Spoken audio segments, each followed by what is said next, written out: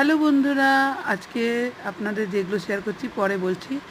আলু সিদ্ধ মাখা পনির, ডিমের ডালনা, বিউলির ডাল, তারপরে হলো স্যালাড, তারপরে চাটনি, দই, মুরগির স্যুপ,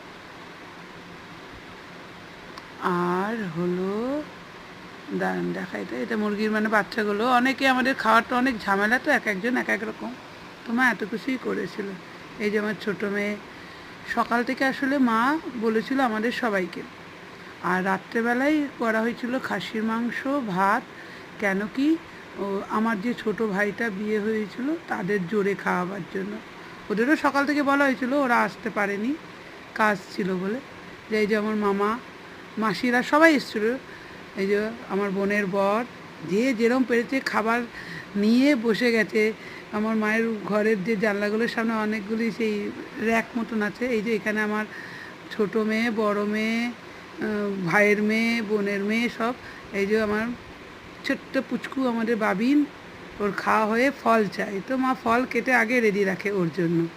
যাই হোক ফল, এই যে খাসি মাংস বললাম না, এই যে খাসি মাংস। এটা রাতের অবশ্য আপনাদের একসঙ্গেই আমি দিচ্ছি। কেন কি বললাম তো, কোথাও গেলে না আর মনে থাকে না। ওই মনে পড়লো টুক করে একটুখানি ভিডিও করে রেখে দিই, যে আপনাদের সামনে শেয়ার করা। এই যে আর মুরগি কষা, কারণ আপনাদের তো বলেইছি আমার বাপের বাড়িতে এক একজন এক এক রকম খাওয়া দাওয়া। মানে আমি মাছ কোনো মাংসই খাই না, না খাসি না মুরগি, মাছও সব রকম খাই না আর কি।